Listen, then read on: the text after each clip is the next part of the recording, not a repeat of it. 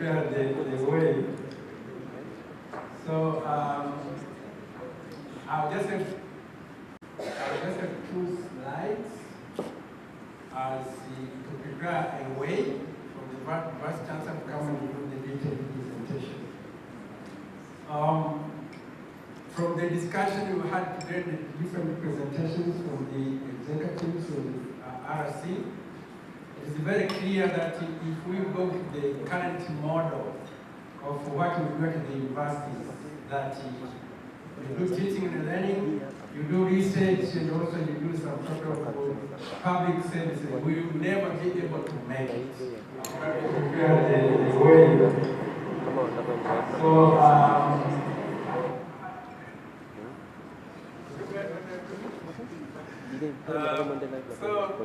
I'm going to take you through what we are looking at the university. We are trying to rethink the way we do our services and also our research. So we are trying to move from the conventional 3D business model, what many other universities are doing, into a 5D business model. And with this 5D business model, we shall have number 1 on research and innovation. You have seen here, people are talking about innovation, people are talking about creativity. That will be number 1. Then number 2, we are teaching the learning, we cannot be able to interact with the people in the industry. But if we do postgraduate training, it means that we can invite someone from the industry and they come do some sort of research there. How do we accommodate them? If we have this community engagement, we can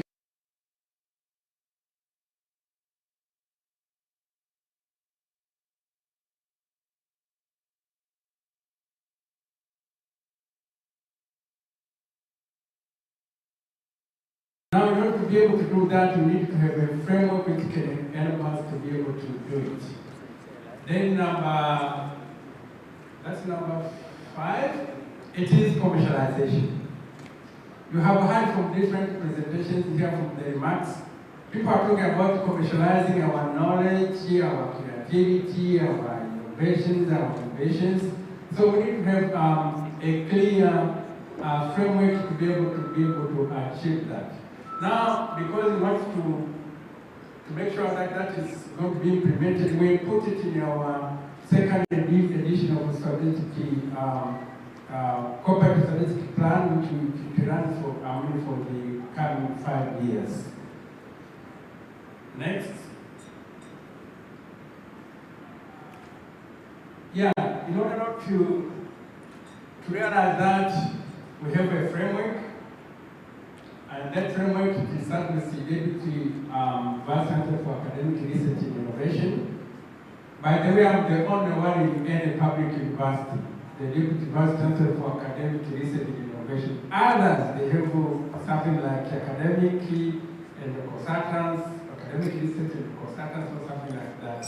But for us, because our mandate is different with the other universities, we are research-intensive universities, so we thought that the position could be shifted to very well. In the industry arena, I'm equivalent to a production manager. That's an equivalent. So down there is a head for research and innovation. This one is going to be upgraded to be a director for research and innovation. So we shall have a director for research and innovation. Down the stream, we have the incubation manager, incubation office, commercialization office, intellectual property office, and also research and management office. So we think with this framework, we shall be able to marshal the mandate for our university. With these 2 slides, let me welcome, I was just the Baptist, so let me welcome the one who is expected. Welcome, sir.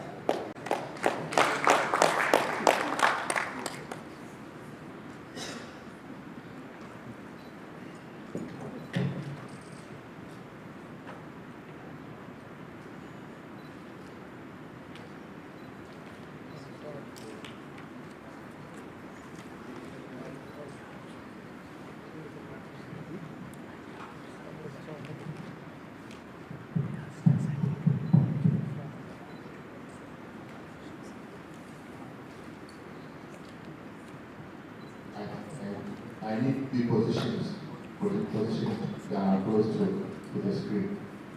That's much better than staying there, isn't it? Yeah.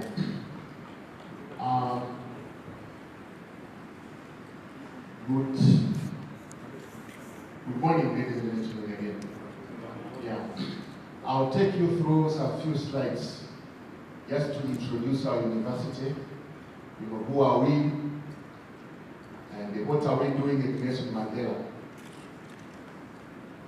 and some of the issues which we are doing as far as public-private partnership is concerned. Can you start with the first slide?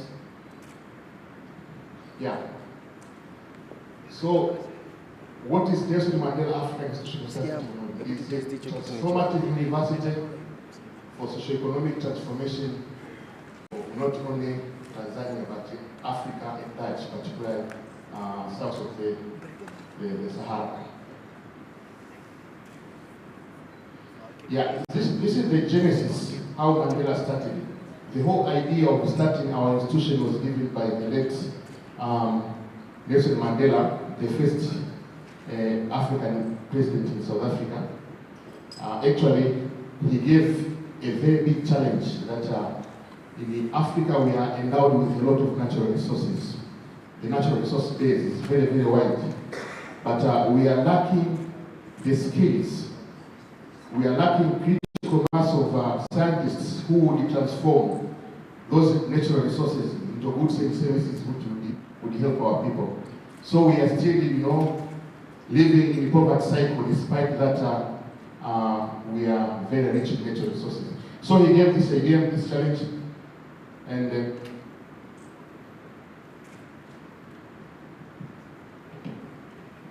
so he gave this challenge, and it was taken by the World Bank and by the African Union, and it was made a reality by the then president of Tanzania,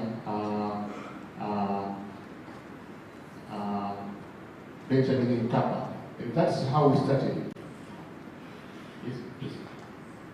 Yeah. These institutions is a network. Is a network of institutions which are spread all over the internet. As for now, we are three. Ourselves, Nelson Mandela, who are based here in Arusha, and the second institution is called the African University of Science and Technology, NM-AIST, which is based in Abuja, Nigeria, and the third one is the International Institute for Water and Environmental Engineering. This one is in Ouagadougou, Burkina Faso. We were expecting the fourth one to be somewhere within the SADC region, Zimbabwe or South Africa. It's yet to be established. But otherwise, this is our coverage. Nelson Mandela will have the mandate, the coverage for the East African countries. And this is the coverage we are taking our students and researchers. Yeah. Next. Yeah, who are we? We are Nelson Mandela African Institution of Science and Technology. It's a full-fledged university registered under the University Act of 2005. But we like to call ourselves institution because this is how it was put by the one who suggested Nelson Mandela himself. Otherwise, it's a research-intensive graduate and postgraduate university in science, engineering, and technology. At Nelson Mandela, we don't admit undergraduate students. We don't admit undergraduate students. Only masters, PhD, and postgraduate. And that was done for the purpose, so that our students can spend most of the time doing research and innovations,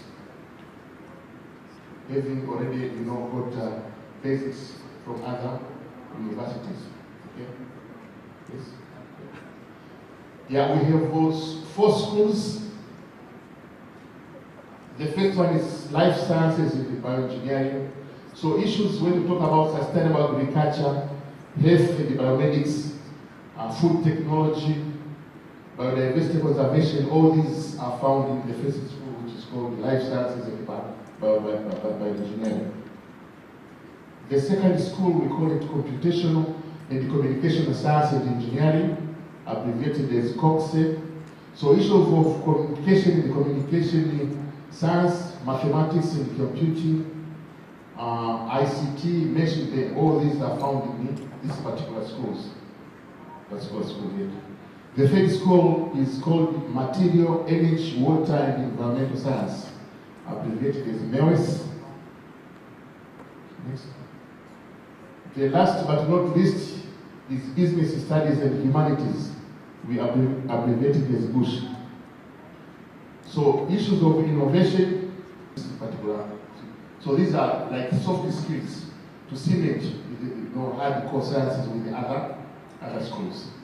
And shortly we are going to start masters and PhD courses under this school. We anticipate to have a good addition of people from this, because it doesn't entail as much of lab work or field work as compared to other courses. Next. So what are our strengths and what makes us a bit different from other universities? First of all, it's very clear that we have a lot of confidence to funding ISS. As a matter of fact, more than 90% of our research funds is from various donors. And we have, in 10 years of existence of Nelson Mandela,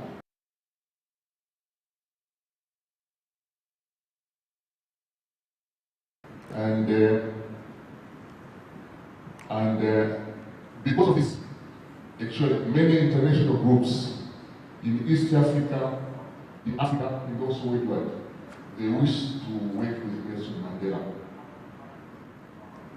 Sometimes people joke us that we are being, known more outside than inside here. But now we are trying to invent the way to advertise us more, so that even at home, they say charity begins at home, so that people could also know us from within. And our staff are highly motivated to write proposals, and out of these proposals conduct research, and most of these research deliver results which are helping in solving society and industrial problems.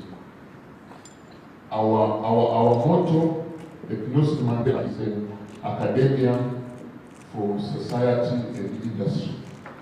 So we try as much as possible the results from our science, which be used to solve society and industrial problems.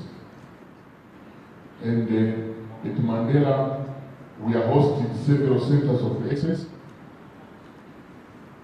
all of which put more weight into research and innovations. So these are some of the strengths and unique features which we have at Nelson Mandela as opposed to other universities in the country. This is one of the centers of excellence. This one was a recent one. It's a center of excellence for ICT in East Africa, and it offers master's degree in ICT. And the unique issues to this center is that it admits students by quotas from all East African countries. So what we've achieved so far, you are all aware of the nanofilter purification. And I'm glad that the father of this technology is here with us, and I'm sure he gets some time to speak on how to yeah. And next, we are doing a lot of biopesticides. Biopesticides are environmental friendly, and they are relatively cheap to handle, but it's opposed to industrial pesticides. Next. Biological control of various weeds is also one of the prerequisites which we take in our schools from the School of Reasoning. You are all, I think, a part of this week. It's a very, very, very obnoxious weed. It's called the Gugu carrot. Here we are doing some research on biological control to suppress this weed. Next. Yeah, again, we see this one, the issues of water sanitation. Again, the father of this research is here with us. I'm sure he'll go to get some few minutes to discuss about this one. And this is a recent development. It's called data innovation. It's actually an incubation center. And this one was founded because of taking advantage of the high performance computer which we have in Nelson Mandela. You know, so the results from the high performance computer will be assisting in conducting this type of incubation. But now it's also admitting incubators from other fields not only related to the high performance computer. Yeah. These are other areas which we are doing under public-private partnership. Right now we are doing expansion of our hostels to increase the number of students. This is done by ourselves, the public institution, you know, and also the private sector. We are doing together. And another key feature of Nelson Mandela is on the promotion of STEM. STEM stands for science, technology, engineering, and mathematics. And this is done to sensitize girls, primary school, secondary school girls, for them to engage more in science and technology. And right now we have started with the Arusha region, but in the future we expect to spread our tentacles in the nearby regions. And when we get funds, we can go all over the country. And another thing which we are doing now is placements of our students in industries. You know, for one, field practical trainings to make our students having hands-on practicals, and also internship. And most of this we are doing with the private sector. Yeah. Okay. These are some of the potential areas which we think we shall need to engage more of the private sector. At our main campus, we are planning to develop a lodging facility which will meet our needs for accommodation, our visitors, like researchers visiting, scholars and the like, and also other members of the community. But we think to develop this facility using PPP. And down the line about 30 kilometers on the way to Mugudi, we have another campus. It's called the campus. This one is quite big. It's more than 3,000 acres. And we are thinking of starting industrial parks. You know, the type of technologies which we innovate in our main campus will be developed there. So we are also welcoming the private sector to work with us in how to develop. Actually, this year we are going to also to make a land use plan for this area, and we think for better development of this virgin land, we also need support from the private sector. And we have also several issues from promotion of productive partnerships to facilitate wealth creation, economic growth, which will end up sustainable. More so, we are promoting indigenous knowledge. And actually, we are about to start an indigenous knowledge center. You know, in Arusha, there is a very big wealth of indigenous knowledge when it comes to the medicinal plants, traditional foods mentioned there. And we also want to go as far as commercialization and the industrialization of these products from the indigenous knowledge. And at the end, we are planning to promote and building innovations,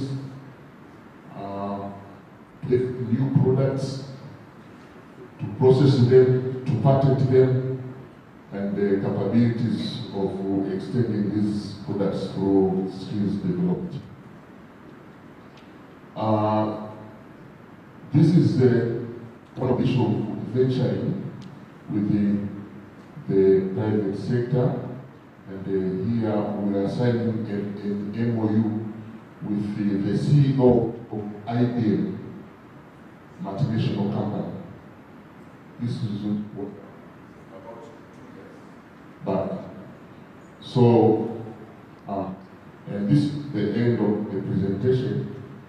I think if there's any question, there will be a Q&A session where we discuss about this presentation. Thank you very much for your attention.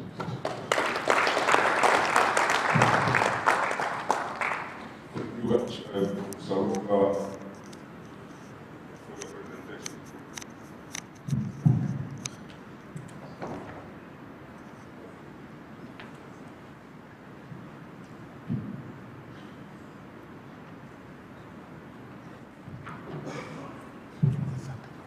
Now the next session is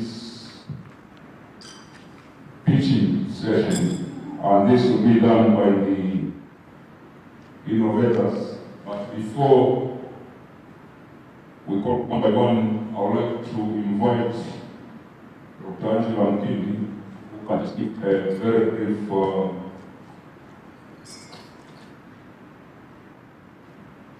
information about the incubation before we invite the innovators.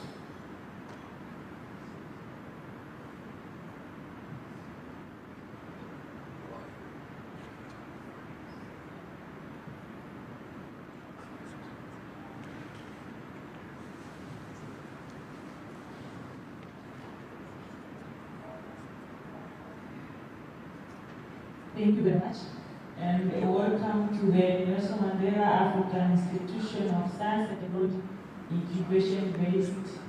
Innovation-Based Incubation Center.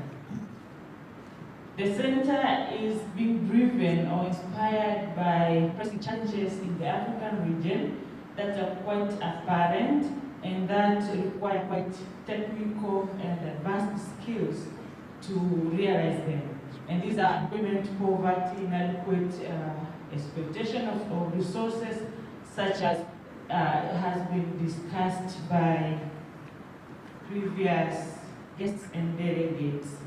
And these are just apparent also in Tanzania, and we'll take note of this, and we want and we're inspired to solve this by incubating startups. And as I've said earlier, this is innovation-based. So we use more technology to turn it up into products and services that respond to these challenges. So we have, as an institution, we have graduates who are competent enough, and they are really inspired to create startups, to be good entrepreneurs, but to create jobs and to end an employment challenge that is there. But we need to do this quite very well by enhancing learning while we innovate. And so to say we have technology, and we are very confident that when we blend this with entrepreneurship and business experiences, we'll make huge breakthrough And we have started, and you will see when you go to the incubators one by one that you have started actually innovating a number of things, and these are just a few of them. And these are actually responding to the challenges in the region, to the pressing issues that Tanzanians have, and from which we want to work on it quite very well. We have made very good milestones at the center. That in the beginning we had some innovators, and they came to the incubation center with ideas, with prototypes, with their innovations, potential for commercialization. And what we do, we take them through the incubation, the incubation, and then post-incubation where there is commercialization happening. This is just one or two innovations, and some of which you will see, that at the center we can now display, and we can invite you all to come visit and see the products, test them, share feedback with us, so that our innovators go on to learn from the feedbacks and to innovate even much better products. So these are innovations that are in the incubation stage. And we have also other achievements that we have even new innovations that are coming. These are in the pre-incubation stage, where they test the feasibility, they bring out the business plans, and they're ready to also test in the market. So having said that, it is just apparent that we are connecting technology with entrepreneurship, and our center is doing that. And what we really want to do and what we need to offer as a service is a proper and guided mentorship, is funding, is technical legal support, is market opportunities, is capacity building, and collaboration.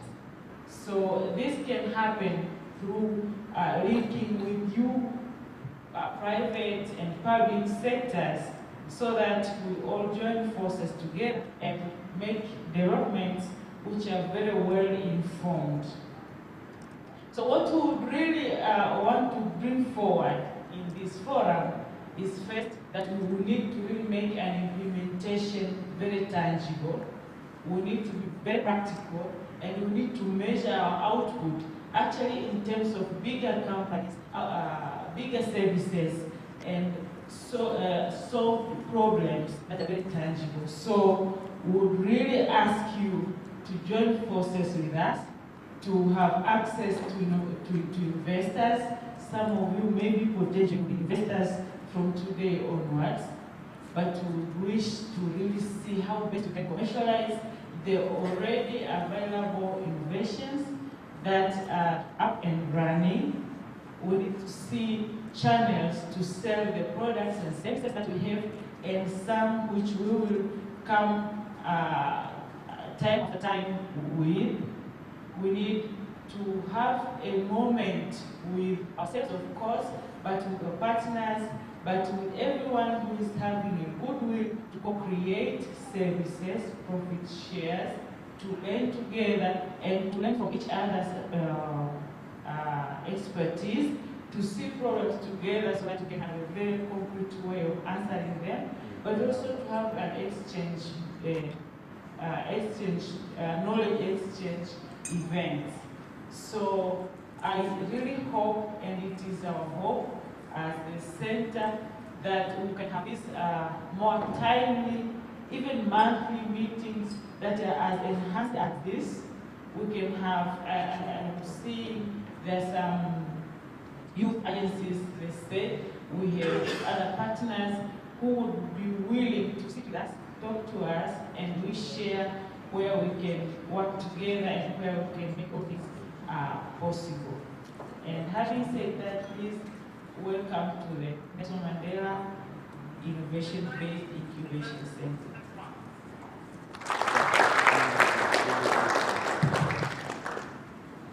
Thank you very much, Dr. Brief, for explaining about the integration. Now, I would like to inform the innovators who are pitching.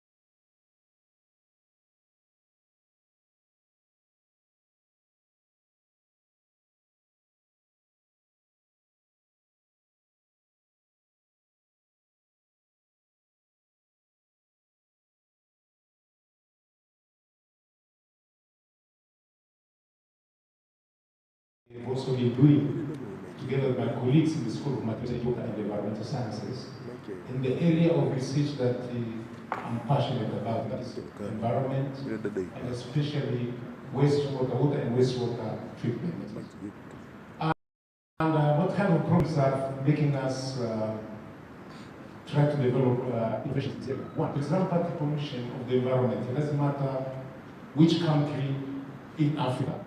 We have serious pollution of the environment. And there is low capacity to adequately deal, especially with industrial waste. And here, I want you to understand that not many people can handle industrial waste because the characteristics are actually quite different from the non-domestic wastewater. And also there's low willingness to invest among the industrialists. People want to use money for production. They don't want to use money for treating waste. They have to have a very high understanding to be able to put money so that they can put up a treatment system. But also there's weak enforcement of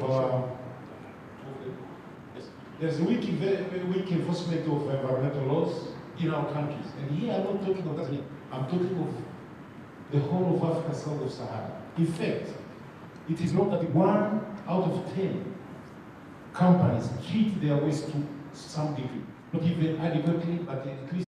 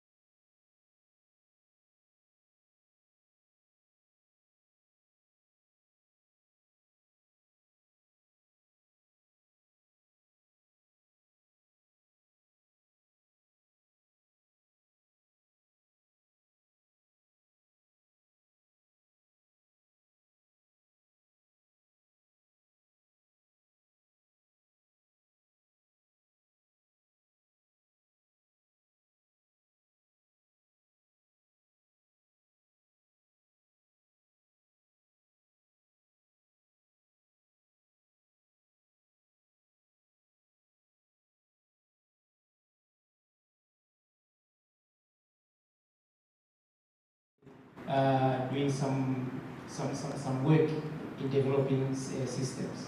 Although in reality, as we were developing systems, we started from research, we have been developing through the development process also building systems, testing them, understanding issues about the system, and that's how we move. Next please.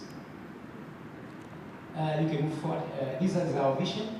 Our core activities include environmental remediation, water wastewater treatment, sanitation waste system design, but also resource recovery and reuse. And we always try to combine the last bullet to every system we do, because that is the one that will encourage somebody to put money so that he can treat the wastewater that he has. As I said, we have a long-time research collaboration next place. And here are some of the research systems that we did put forward. We started with construct the wetlands, and we put them everywhere, including in foreign countries. And we learned a lot. So we became expert in East Africa for these systems in the region. Next, please. This is even my own wetland, so that when I'm talking to people, they know that whatever I preach, I also do. Next, please. This is an example of a beautiful system that we have in Nelson Mandela that we also built during that time. That is treating the wastewater from the dormitories of students, but you can see, and also we are using that water for banana irrigation, and you can see the way it looks. And this is what we want, that the people that adopt systems, they also make the wastewater treatment system to look nice so that people don't run away from it. You can see we have even seats for people to sit and enjoy themselves. Next, please. These are the projects that we collaborated. Next, please. Achievement through the cycles, as I said, we have built or implemented at-scale systems for solving water problems for industries and institutions. And we have been able to take the technologies out of the country. We built in Uganda 2 systems, in Kenya 1 system, in Seychelles 1 system, and in Ethiopia 1. Next, please. And during the implementation, we have managed to do all these projects. That these are mainly industries, but there is at least one institution, that is St. Julie. Next, please. And what do you get out of our systems? One, you get a relatively cheaper solution without losing the performance. But also, we design the systems with good understanding of the local situation. We are readily available for after-sales services, even years after construction. Performance data documentation from we use students to continue working on these systems. And therefore, as an industrialist, as an institution, you always get data, performance data from the system, and if there's anything, you can come to your rescue. Also, the recovery and reuse of nutrients, water, and energy, we provide savings. People, and we have here an example of our plant in Mr. Olomi, where he is using biogas generated from a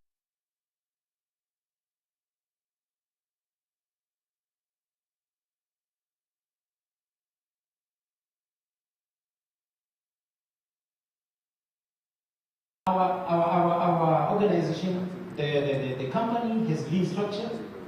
Currently, we have only the managing director, chief engineer, and the administrator. But we keep a pool of freelance engineers available anytime we want them, and a number of collaborating companies, good contractors who have a work that they can actually work with us, but also audit and accounting. But as I said, we keep students. It's amazing, every project that we have, students are involved, and they are actually designing together with us so that we bring a new generation of students who can do these things. And therefore, they also publish their work, and this is our website. Now, I would like to say, how many minutes do I have, sir? Two, yes. I would like to say that the company is operational. We have been able now to live without funding from anywhere. And we have operated this for a year, a complete year now. And our finances are not bad because we are not in the negatives. And we have some challenges.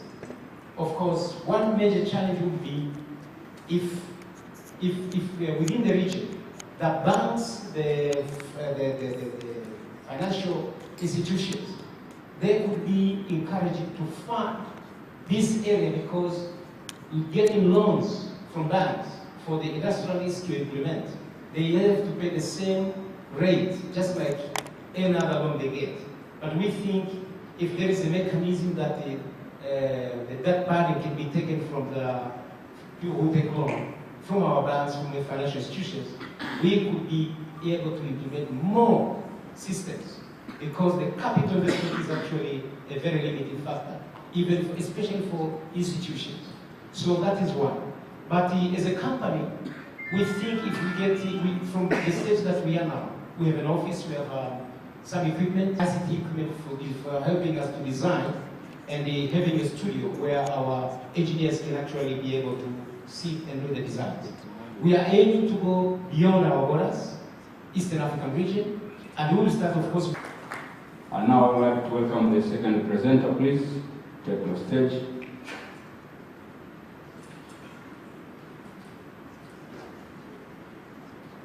I am given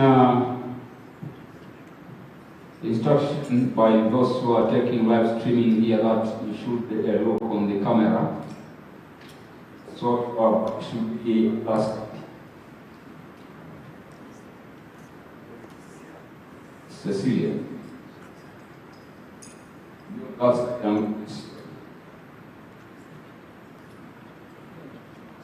Yes.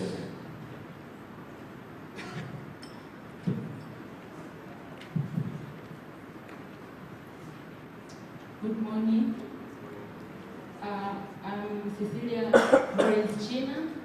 I'm a researcher at Tanzania Industrial Research and Development Organization, but also I'm an incubator at the Nelson Mandela African Institution of Science and Technology. So I'm pleased to be here to present to you about the Afritech Organic Leather Initiative, an environmentally and cost-effective approach for Tanzanian leather industry and beyond.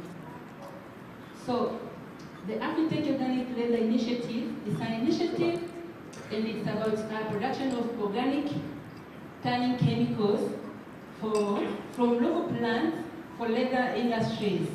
So why this? Why Afritech Organic Leather Initiative? Next slide. So Tanzania is the second country in Africa in terms of livestock population. But the sad news is we are producing about 11 million hyacinth skins each year. And 90% of these hyacinth skins are exported and processed. And because of that, we are losing jobs, we are losing we are losing we're losing a lot of money because we are exporting unprocessed products.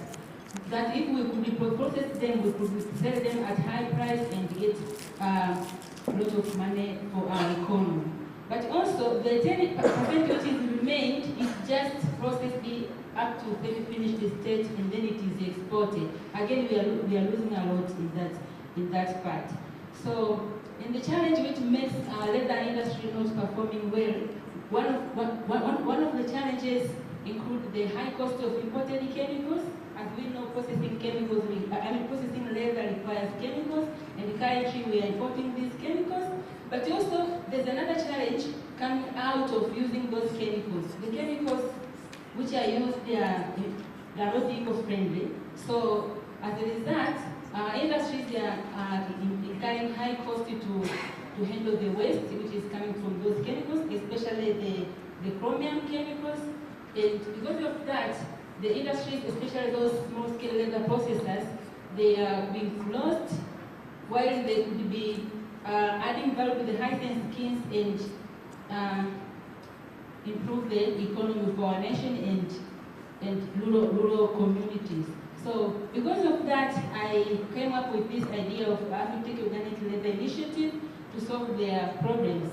And solving that problem is through using local available resources as the chemical sources to make chemicals which are organic in nature, so it will solve the environmental problem, but also because we are using local available resources, they will be cheap, and because we are producing here, they will be even affordable for our, especially leather processors, SMEs. So, to come up with this solution, during my PhD studies, I innovated a method of preparing these chemicals from local plants.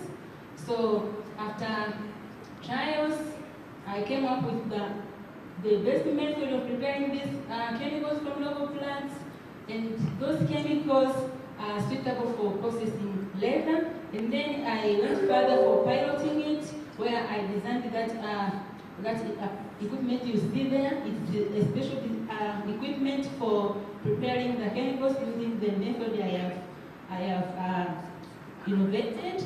And now the prototype is ready for scaling up and commercialization, and that's why I'm being incubated at Nelson Mandela to take this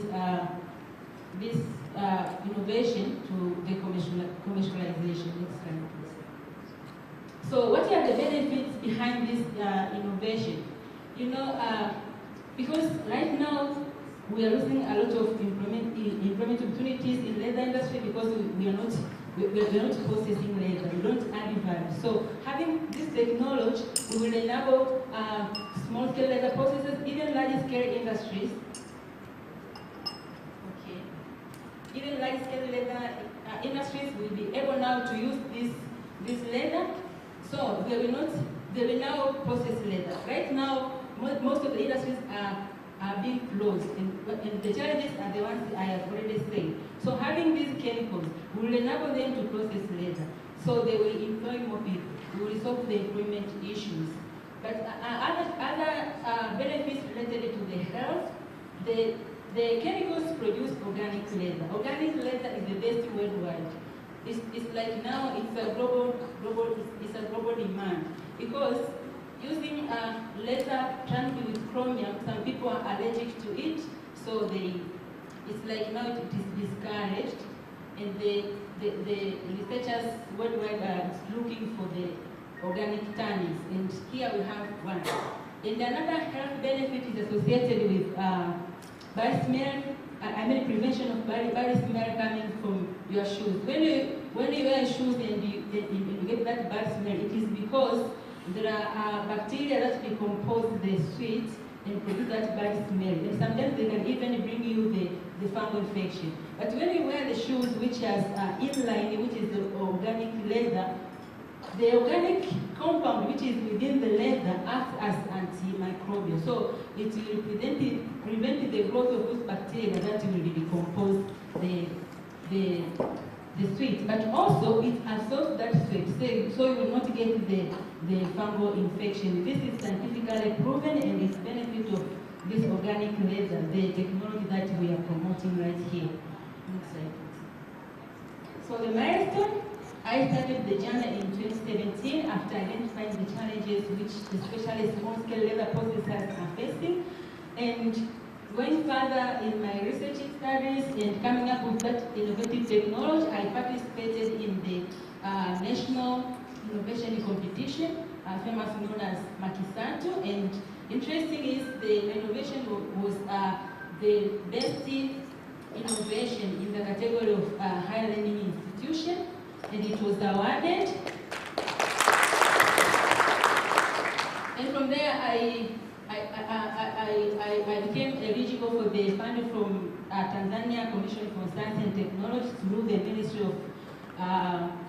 Ministry of Education, Science and Technology, and that fund helped me now to fabricate that extractor for preparing the organic tannins, and then I was able to produce the tannins, and now I wanted to test it to the potential customers. So first I had to form a network of these small-scale leather processors. I found a lot of them around the country, especially this northern part and the lake zone part. And these zones are the ones which have a lot of livestock, and they're eating meat, and the high speeds are just thrown. But there are these small-scale processors.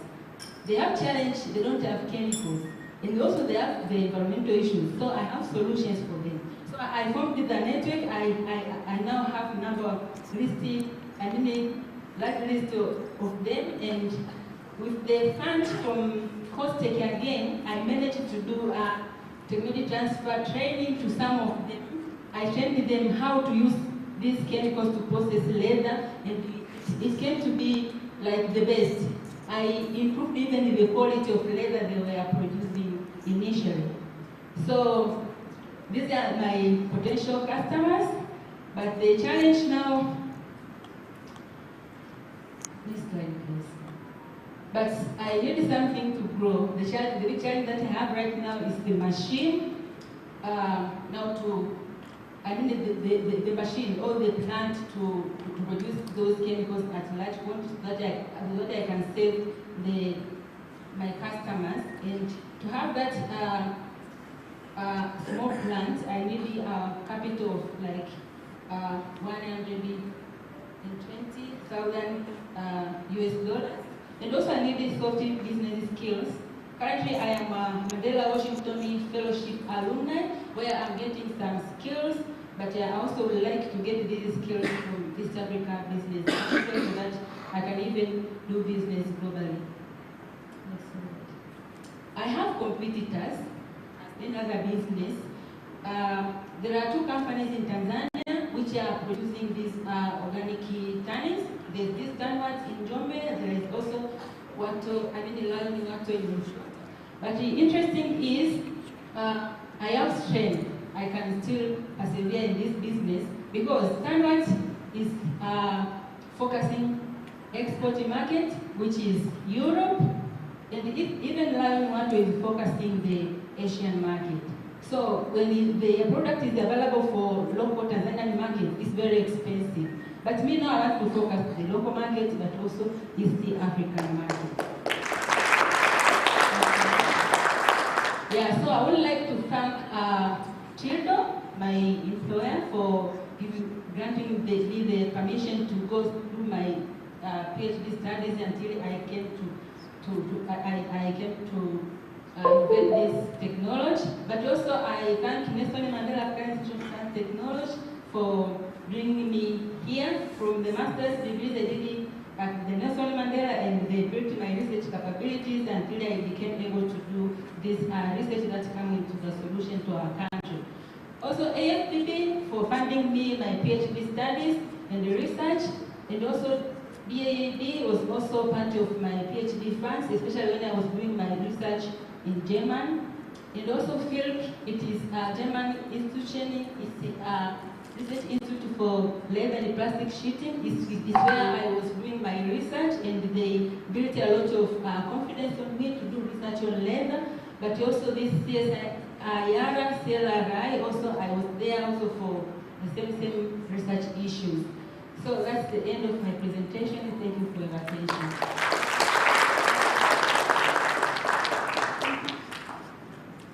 Thank you very much, technical please assisting on this. Thank you very much, Cecilia, for the presentation. Now I would like to welcome the presenter, please.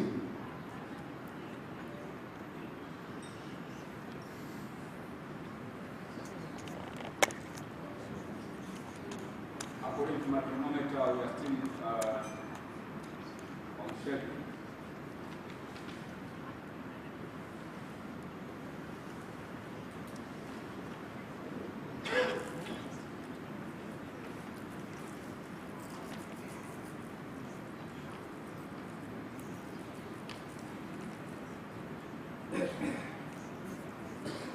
Please, you can keep on talking while we are checking the so that you can save time.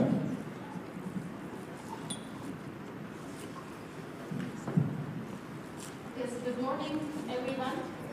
I'm Dr. Pavitra, a lecturer in the School of Life Sciences, Department of Sustainable Agriculture.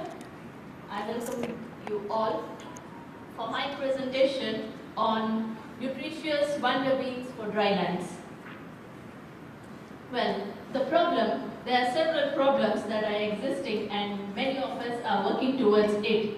And the main problem that I would like to concentrate here is on malnutrition and the climate change. So malnutrition, you all know what is happening. It has been reducing gradually, but still in Tanzania we have 32% of the children who are stunted and 58% of the children, and also women, lactating women, that is anemic.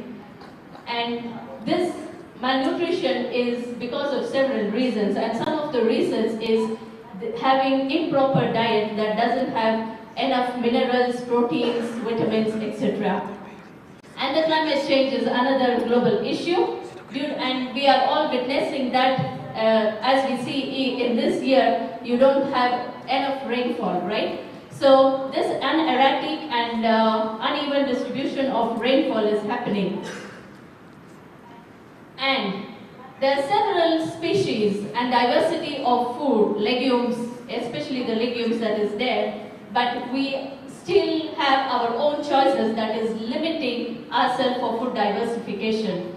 Yes, in different sectors, we especially look for modern, we move on, like our dressing sense or whatever, we move on for the advanced. But when it comes to a crop, we still like few crops, that is maize or common beans, but we don't try different other crops. Well, to this, we have a solution to address the malnutrition or to the climate change that is happening and less diversification in the food is to tap on the hardy and the nutritious crop. So there are several underutilized crops which are still potential and has the ability to solve the issue of the malnutrition. Yes, in Tanzania there is economic growth, 6 to 7%, but still of 60 million people, there are 13 million people who are still under poverty. Yeah, and why they are still poor? Because there are several technologies that is being developed, but still it can't reach the major population that is the poverty line. So we need to focus on them. One among the hardy nutritious crop among several is guara. And I hope, I've seen some of them who visited my booth there, who were telling, yes, guara we knew, but where is it? So lablab or guara is considered as one of the lost crop in Africa, which was there, maybe your ancestors have eaten it, but now you don't find it. This is because the common beans has overtaken the lablab. It is originated in Africa and it has several potentials, especially the rainfall requirement. It can just grow from 200 mm up to the heavy rainfall as well. And the protein is very good. Why lablab? Lablab is a multi-purpose crop which can be used as an ornamental, especially in the Western countries. It is used as a medicine, and recently a group of researchers from Taiwan have proved that a carbohydrate binding to the protein can block the infectious disease like SARS-CoV from lablab. And it can be a good cover crop, which as a cover crop improves the soil fertility, and it is a good food and a feed crop. So looking into its potentialities, and at NM-AIST, the research has been going on since 2015 on different aspects. Like we collected the germplasm, did the pre-breeding, and some of the studies is still going on, like drought studies, nutritional studies, on soil fertility and entomology. We are very thankful for some of the sponsors from Kirkhouse Trust from UK, Yuva Belt Project, and CREATES, who are supporting the students to do this kind of research. Yes, with this, we have stepped to one success. That is, for the first time in Tanzania, NM-AIST in collaboration with ECHO and Tari Seliani have released 2 lablab varieties. So this is the first time that lablab is registered, the first 2 varieties that is registered, and we have the seeds just for the demo purpose in my booth, that is being named as Nelson Mandela Dolichos 19 and Nelson Mandela Dolichos 20. Karamoja Red, which is the common name that farmers are aware of during the trial, and Yellow Red Black 2. The main market for this Yellow Red Black 2, it is black seeded, and Kenyans like it, and that's why Tanzanians grow here and they have a good market in Kenya. But the red ones, like Tanzanians, they don't like the red color to be the black color to be consumed because of the color and also the different kind of astringency taste that they get when it is being cooked. So we wanted to bring 2 kind of varieties, one for the market. I know farmers, they like to grow only for market purpose rather than consumption. So at the same time, we want to improve the malnutrition, to reduce the malnutrition and improve the food security, right? So Karamoja Red is red in color and Tanzanians like it. So there are 2 varieties that has been released. Yes, The varieties are released, but we are still lacking for different aspects. That is, the market research need to be done. We don't want to only depend on Kenya for as a market, but there are some Kenyans who export these seeds to America and different parts. So we want to have the direct linkage. So market research needs to be done to scale up the production of Lab and to also do promotion of Lab and train the farmers that are there around on how to grow this and how to consume this in order to reduce the anti-nutritional effects. So there's one student of mine who is doing on preparing the product. So we also want to come up with the products. Like I have displayed some biscuits that has been made of Lab and the Lab is not directly used there, it is sprouted and fermented. This is to remove the phytates that is present in the Lab so that it doesn't block the nutritional availability. And among others, so we are actually looking forward for the public and private partnership. So we want more entrepreneurs to come up and then take over and also have the support from the other private organization so that the seeds can reach every corner of Tanzania. Thank you very much for giving me this opportunity. Asante sana. Thank you very much, Dr. Misra, for your presentation. Now let's also welcome the fourth presenter, please.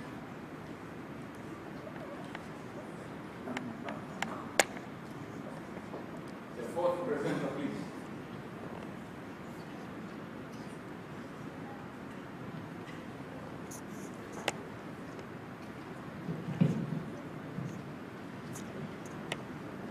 Hello, good morning everyone here.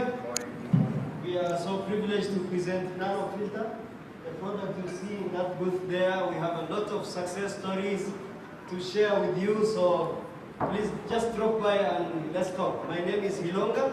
I'm a professor at the Nelson Mandela African Institution of Science and Technology. And today we are sharing a little bit of just an iceberg tip of a story of NM-AIST because we have a lot to share. And I'm given, they said like 2 minutes, later they say 5. I see people are using something like 10 minutes, so maybe I can go to 20 or 30. Okay, I will cut my story short. But first, let's start with a success story. I am walking around with this slide.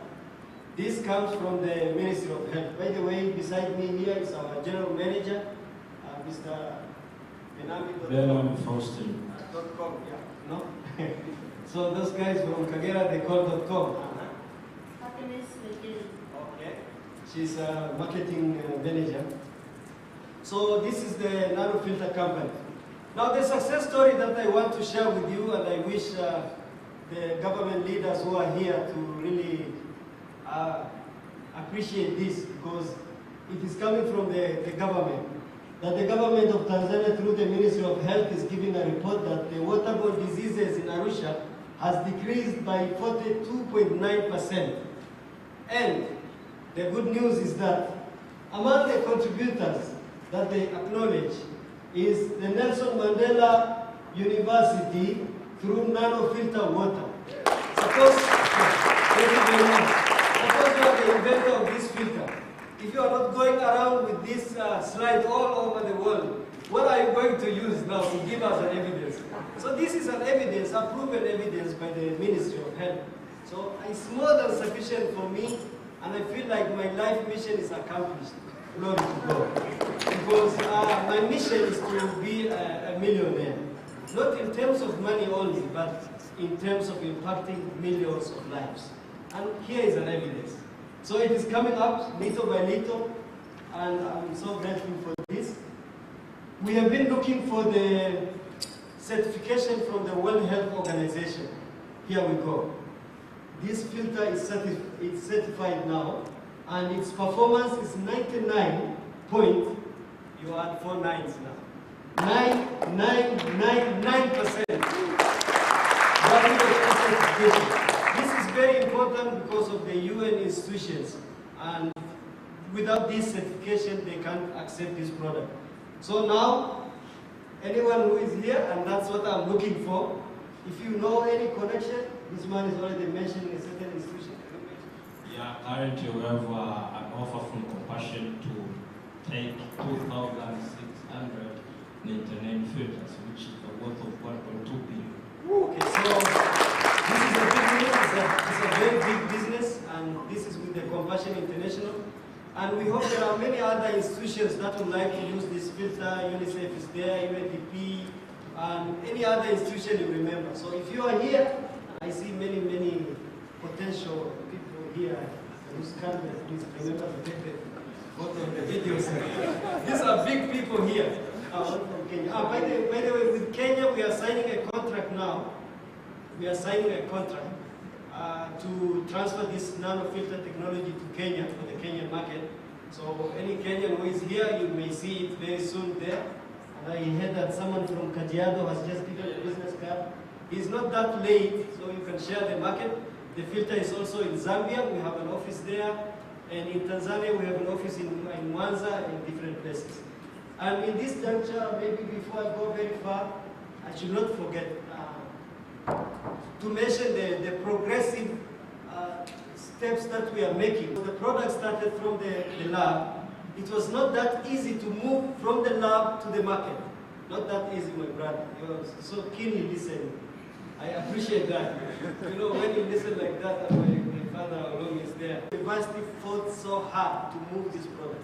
And that's what the university is also doing now for these many other products that are the early stages, that are looking for the scale up.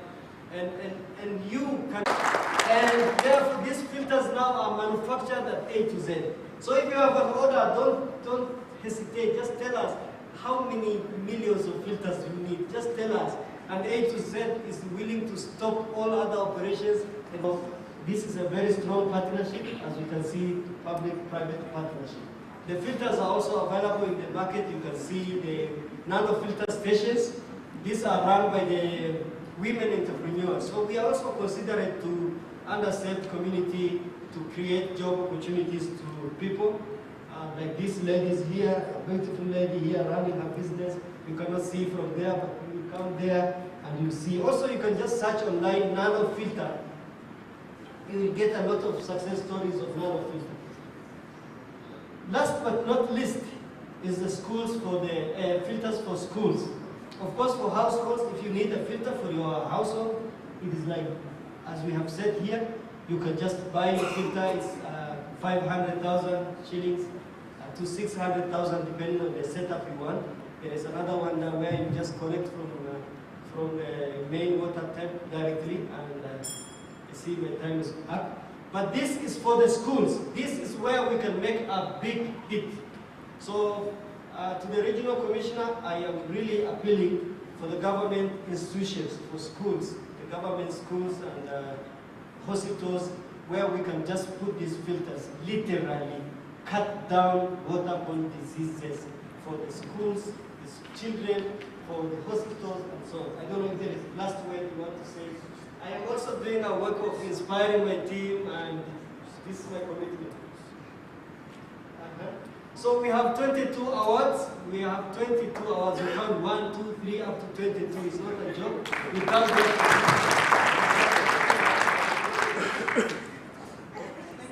Welcome to Namibia. Ladies first, from the presidential level to all other levels. Glory to God. Thank you very much.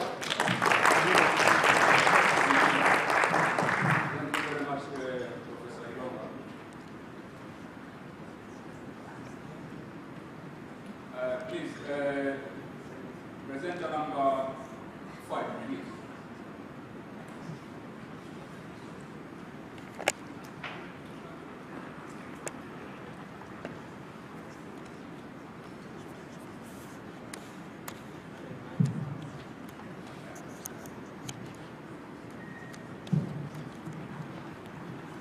Good morning, everybody.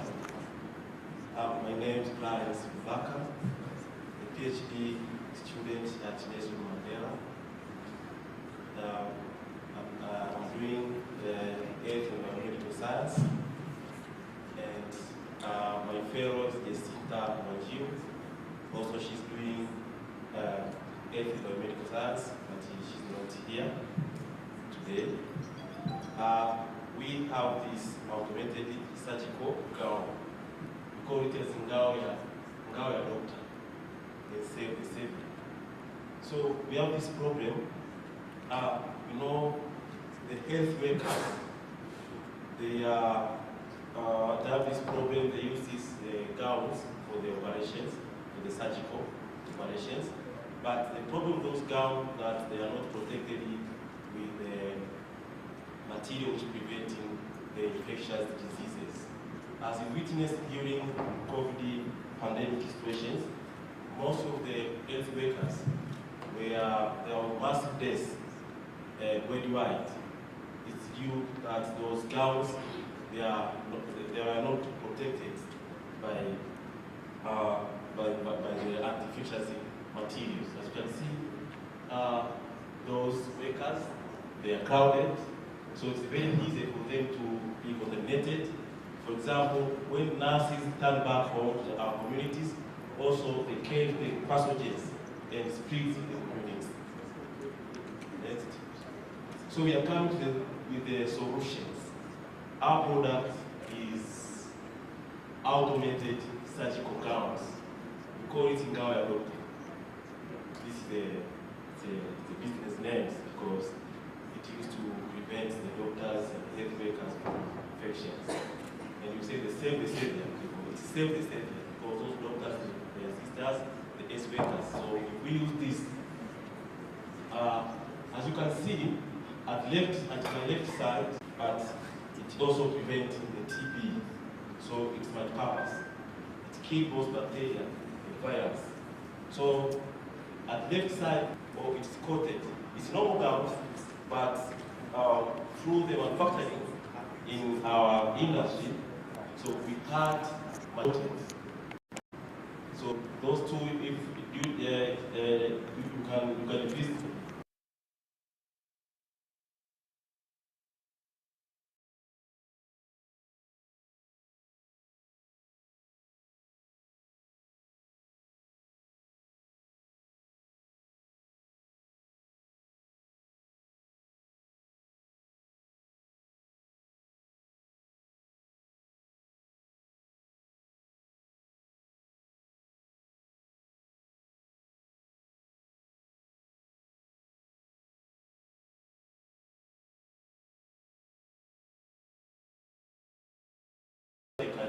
Preventing the bacteria, the normal bacteria. But in future, we are going to test with TB and the corona. So the good things here, there are partners and the government.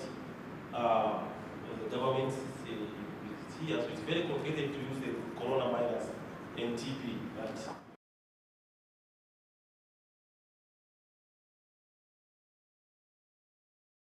corona and the TB. Furthermore, we are going to improve the qualities of the products and obtain the IP and marketing the products. So this is a business model. We have different elements. You can see the customer segments. So we are expecting to supply the products in hospitals, dispensaries, pharmacies, and in laboratories. So these are our customers. Imagine how many laboratories in our countries, how many farmers, how many hospitals. So the product we supplied will save many hospitals, many farmers, so to save our people. And our value proposition is that the product is much pathogen destroyer. As I said, it destroys both virus and bacteria. And we expect it to generate a revenue of the $450,000 per year. As you can see, it's very good business because it is meaningful and we have a big customer segments. We are going to distribute the product through the websites and the key sources, so we need to have the expertise, raw materials, and we need also to have the capital because we are at a very early stage in developing this material, so this product. So through our innovation Innovation Center at NM-AIST. As I said, we are incubators. So through this partnership, so we are expecting through connection with my university, so we are going to have we are prosper about the support so that that capitals, these starting capitals, so as to make this idea big.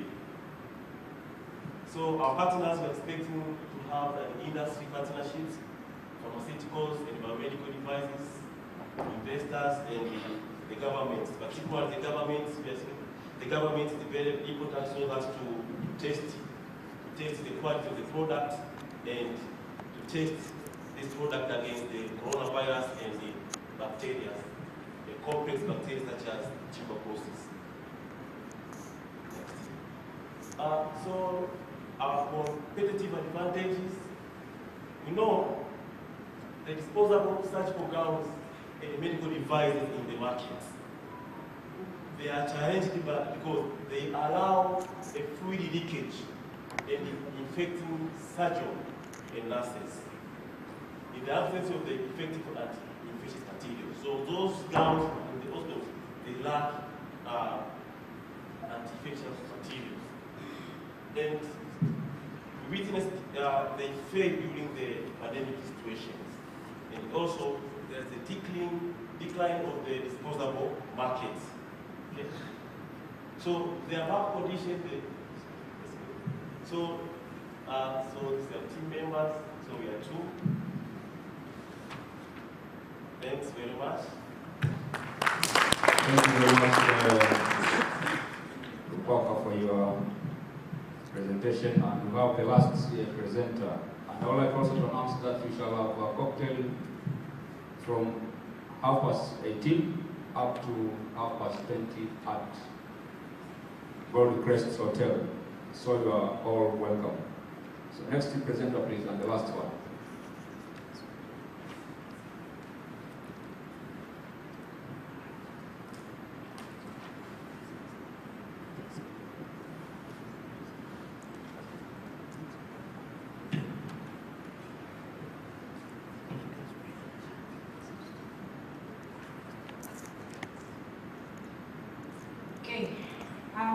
Good morning, everyone. My name is Zukura Hamusisi. I'm taking my master's degree. I'm also embedded in member systems, and I'm specializing in embedded system engineering. So today, I'm here to present an IoT-based automated water meter system. So how did I come up with that idea is I was placed in the industry at AUSA. But Water Authority in Arusha. So from there, you go there, you see the process, and you realize how they do their things, and then you come up with a solution among the problems they have. So one of the things that I come up with, it was that system that they have to collect monthly, to read the meters and collect the readings, and then up to the charging of the bills. When the person receives the amount of money that he's supposed to pay as his or her bill. So the whole process, I wanted to automate it using an IoT. So why did I choose to do that? One of the things, three of the things that led me to that is, the first one is lack of water. So the UN said there's like 2 billion people around the world lack clean water, clean drinking water. And on top of that, there is like 30%, and that was actually the MOF report of 2021, for those who have read. So there's like 30% of non-revenue water. Non-revenue water means it's water that's going to the customers, but it's not being, there's no revenue coming back from that water. So there's no money coming from that. 30% of that water that is being produced in Tanzania. And on top of that, citizens, actually customers, are still